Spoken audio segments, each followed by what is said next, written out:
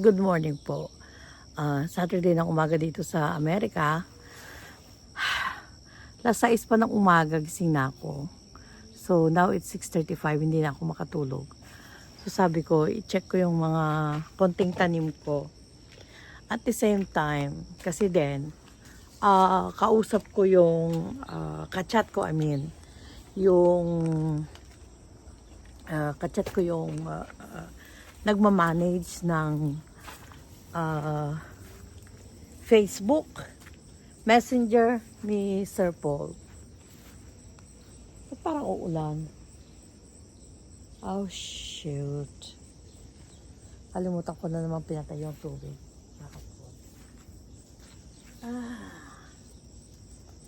Dami akong babayarang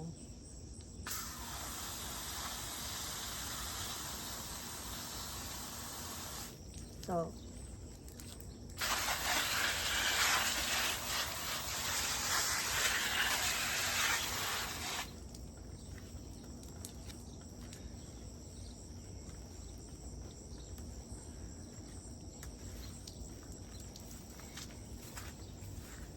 mabitas po tayo ng pipino.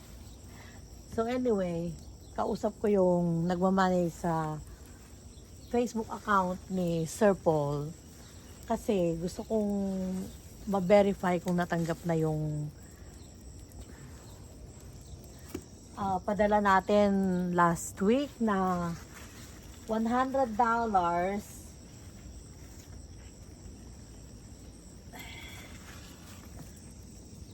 The $100, diba? Maalala nyo yung dami yung bunga eh. Oh, yan pa oh. Okay na to, gawin natin na cucumber salad. So anyway, nakausap ko yung, nakachat ko yung yung what you call this, nagmamanage sa account ni Sir Paul.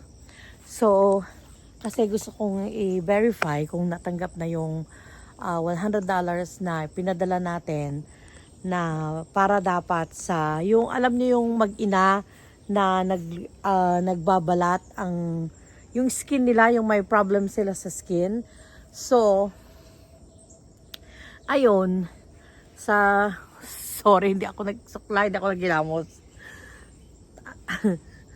Ayan, meron na po tayong 4 na cucumber. So ngayon, what do you call this? Ang sabi naman, tinext niya si Sir Paul, tapos sabi sa akin na natanggap na raw, nasa account na. Yung pinadala natin na $100. So sabi ni Sir Paul na mag-i-schedule muna nila yung pagpunta nila doon kasi napakalayo daw.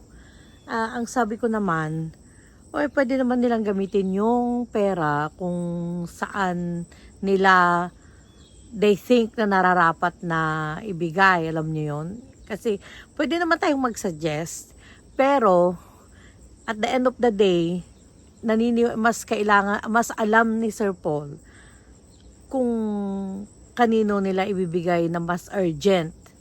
Alam niyo yun, yung ang mga binibigay natin na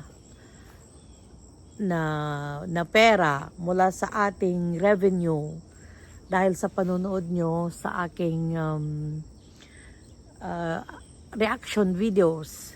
Ang nire-reactionan naman natin ang mga videos ni Sir Paul. At ang mga nanonood mga subscribers ni Sir Paul. Kaya ito yung paliwanag ko ulit na bakit natin ibinibigay yung kinikita natin sa YouTube is because wala naman akong puhunan kung hindi magngangaw-ngaw lang, kaya ibigay natin, ibalik natin kung kanino dapat nararapat yung kinikita. Kahit pa unti-unti, kahit pa konti-konti, alam niyo yun, at least kahit pa paano naman siguro makatulong, di ba? O kagaya yung binigay natin na $100 unang-una kay Alona. Naku, sayang talaga tong mga peach na to. Walang kumakain. Dami oh. Ayan, kinakain na ng langgam. Dami. So anyway, ito ngayon. Kaya sabi ko kay Sir Paul, kung Kanino dapat, nararapat na ibigay yung $100 pag hindi pa sila makabalik dun sa mag-ina na yun, bahala na sila. Okay. Ngayon, may tanong po ako sa inyo. So,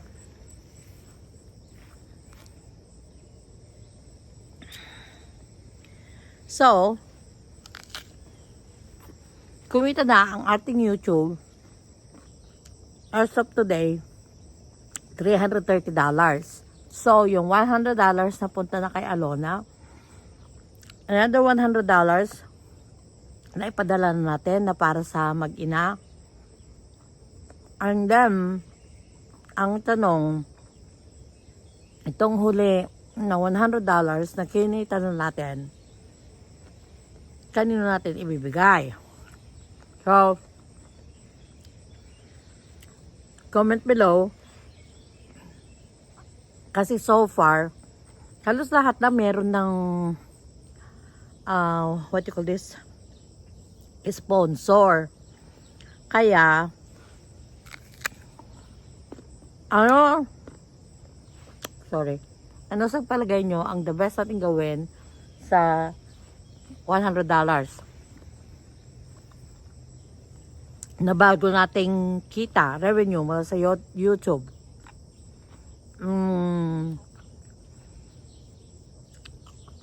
Ibigay na lang ba natin kay Sir Paul at bahala na siya? Or meron kayong suggestion kung ano ang gagawin natin doon sa $100? Or ipunin muna natin habang madagdagan pa, and then pwede nating ipabigas project. Alam mo yun, yung for example isang community, pwede tayong isuggest na bigyan ng bawat pamilya ng 5 kilos na rice. Pwede natin gawin yon. So, comment below po kung anong suggestion nyo, kung ano ang dapat nating gawin. So, remember, meron ng another $100. So, kanino natin ibibigay? Ibibigay na ba natin? Or maghintay tayo para maipon ulit para gamitin natin na pang project? So, comment below po. Sa mga basher dyan, gusto kong malaman nyo na binabalik ko, may mga pruweba. Ayun, yung kay Alona, na na ni Sir Paul, na what do you call this, na i-vlog na niya. At itong pangalawa, bahala na si Sir Paul. And again, now, yung pangatlo na $100. So, either ipunin natin muna, or may pagbibigyan na tayo, at kanino natin ibibigay. Mag-suggest po kayo, okay po? At sabihin nyo sa akin kung ano ang gagawin natin, kasi ulitin ko ulit, kung hindi naman po sa inyong panonood, wala naman po yun. Wala naman akong revenue.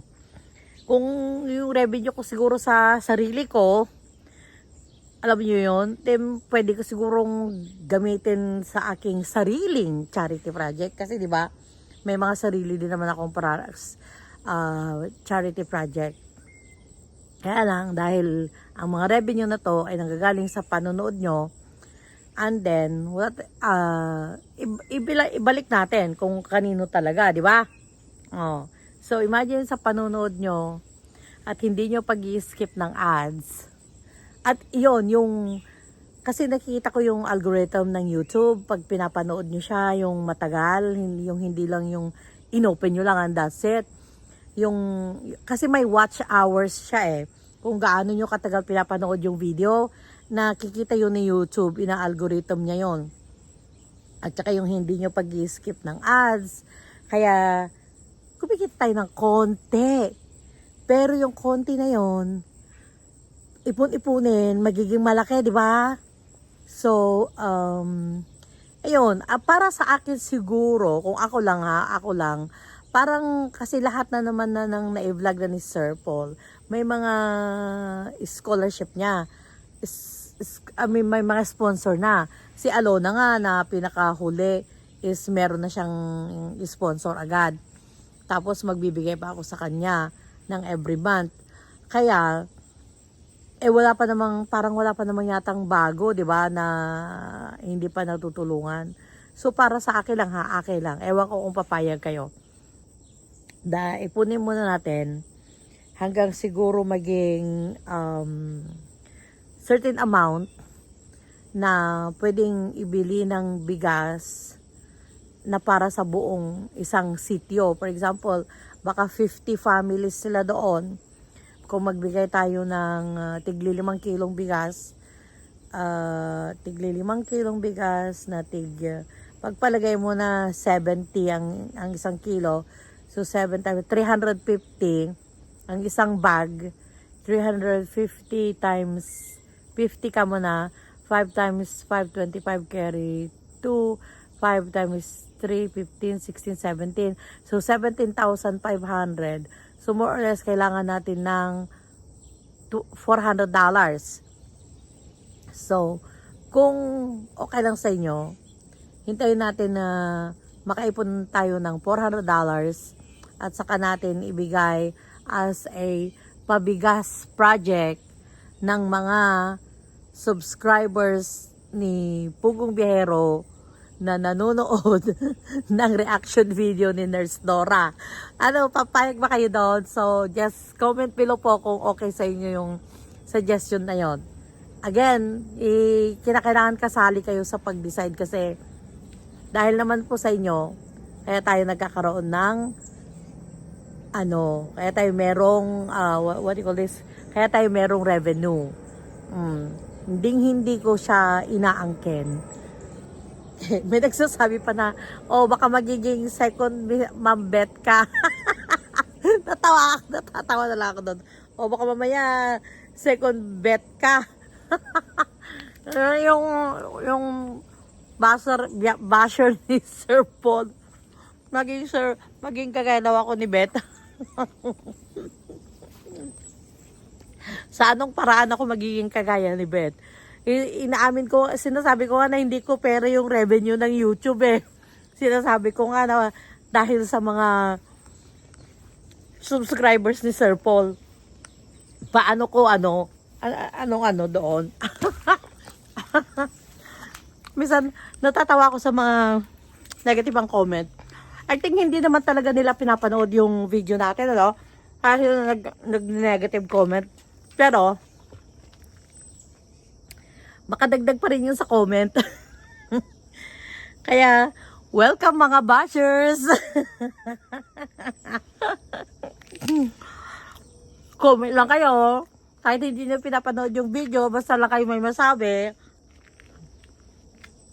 Pero mas maganda sana panoorin nyo yung video at wag na rin kayo mag-skip ng ads. Tapos, mag-comment kayo ng negative. Diba?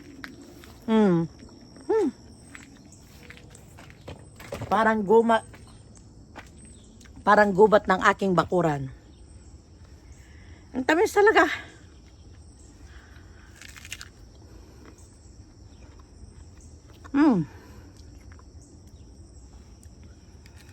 Ayan pa. Sabihin nyo lang kung agree kayo. Thank you. Thank you for watching. Keep watching. Don't skip ads.